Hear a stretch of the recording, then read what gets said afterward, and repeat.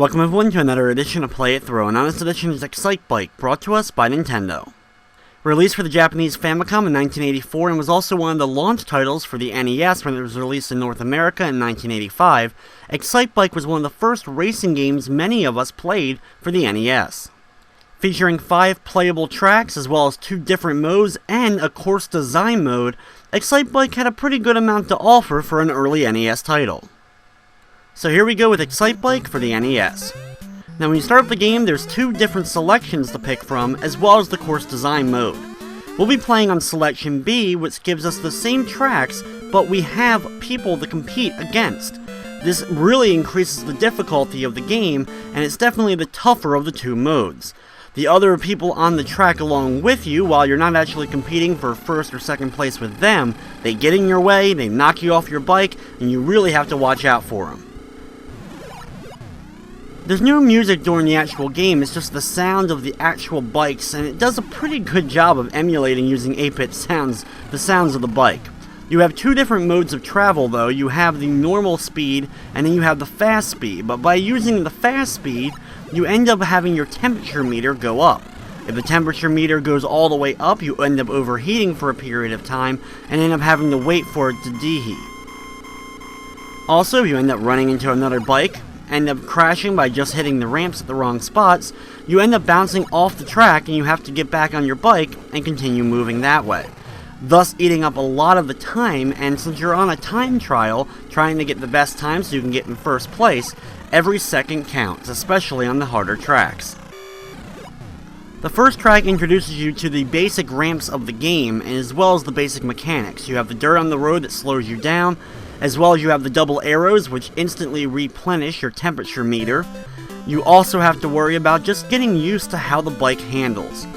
Using left and right while in the air determines how high the front wheels are. If you hold forward, you'll do a nosedive, going a lot quicker, but if you're not careful, what'll happen of course is you'll end up crashing. And the same goes for holding back. You'll slow down a bit and be able to time your landing a little bit better, but you have to balance out how much that speed decrease is really going to hurt you. The first time you probably play Excitebike, or did as a kid, you probably crashed a lot, especially trying to get used to how the jumping works. A lot of times you may want to hold forward just because you're going to go a lot faster, but you end up crashing a lot more. Basically though, your goal though with the bike is landing and making sure that the bike is even with the exact ground you're going to be landing on. If you can get used to this, especially on high speed areas, you'll be able to control your movement pretty easily, get a lot of speed, and be able to break the different time trials in each of the courses. On Selection B with the other bikers, if you end up crashing into the back of the bike, you end up falling off your bike of course. However, if you end up running into an enemy in the front of their bike, or they end up running up behind you, they end up crashing. So on Selection B, not only do you have to worry about your own speed, but figuring out when the best opportunity to change lanes is going to be, so that you don't end up crashing. Your basic goal though is to set the best time you can on each of the tracks. You'll get a best time listed before each of the courses begins, and then you'll also have whatever the 3rd place track course is in the lower left corner. For example, on this course, the 3rd place time is 1:30. However, to get first place, we have to beat 1:22. After the first 2 courses, you can see that the color scheme changes for the courses to signify that you've moved on to a harder course. The color schemes end up looking pretty nice, but the final color scheme for course number 5 is the trickiest because every one of the platforms as well as the dirt on the ground ends up blending in, making it an extremely tough track. So there's no real definitive strategy in order to actually complete the courses the quickest possible. There's a lot of really cool things you can do with all the different ramps, including being able to jump so far up a ramp that you end up going off screen out the top and end up coming back through the bottom.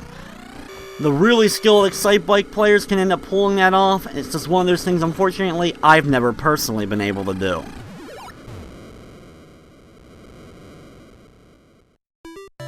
And while I won't be messing with it in this playthrough, the design mode I just have to mention. Being able to create your own courses, putting ramps everywhere, and just creating all these really crazy designs, and then especially let your friend then play it after you get done designing it, was one of the funnest things about this game back in the day. It was always unfortunate though in the North American release that we couldn't save the tracks and then reload the game later on after turning it off and get those tracks back. We would have to then redesign them. But interestingly enough, the Japanese version of the game with the Famicom actually was compatible with the Famicom data recorder, a pretty unknown device that actually recorded data to cassette tapes. And by using it, of course, you could then save your designs and replay them later on. It also has to be mentioned that in later virtual console versions of the game that are now available on Wii, Wii U, and 3DS, they actually have gone through and allowed you to save your tracks. I have to mention that the 3DS version is actually pretty cool because they did a full 3D version of the game, allowing you for a 3D perspective with the characters and the courses, and it works pretty well with the Nintendo 3DS's 3D. I currently am on the third of the 5 major tracks in the game, and of course as you've noticed, things get a lot harder. The little short bumps in the road actually can be easily bypassed by just holding back on the wheel for a few seconds right before you hit it, and by popping a little bit of a wheelie, you'll be able to go over those little bumps. You can also just, of course, avoid them by hitting up and down and changing lanes as well. As I move on to the second to last track, and definitely one of my favorite tracks in the game, introducing these really big overlapping ramps, I also am able to use the temperature gauge to my advantage. By knowing where the double arrows are, I can speed up a lot with the power up, and then right before I end up overheating, end up hitting those double arrows to replenish my temperature gauge. This is really key for keeping speed up so that I can get the best time on the later 2 courses. I find crashing even just once on tracks 4 and 5 is pretty much the end of my speed run.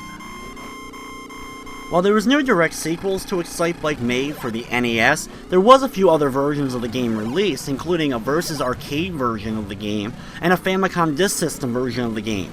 This version actually had music, as well as it included 7 tracks instead of just 5. There was also a pretty cool enhanced version of the game that was released for the Satellaview, aka the broadcast satellite, called BS Excitebike or Excitebike Bon Bon Mario Battle Stadium, which replaced all the Excitebike characters with Mario characters, also adding coins to the mix to make it a pretty unique game. Heck, it wouldn't be until the Nintendo 64 that Excitebike ever got a direct sequel, and a game that was actually released also in North America. And then with the Nintendo Wii, they branched off into Excitebots and Excitruck. And finally, last but not least, the Excitebike game that was released for WiiWare, Excitebike World Rally, which wasn't really mentioned or talked a whole lot by Nintendo, but it's kind of an actual direct sequel and very classic gameplay style to the original Excitebike.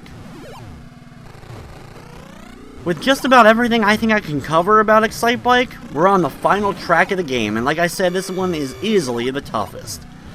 You can see because of the gray color scheme they used on the track itself, a lot of things blend in, being kinda hard to judge different ramps in the level, as well as the dirt that's scattered along the ground can also be really hard to see, especially at high speeds. And while course memorization will help you with any of the tracks in Excitebike, this especially comes in handy for the final track, this one, because knowing where everything is ahead of time and knowing what to expect will easily allow you to judge what you should be doing with the bike.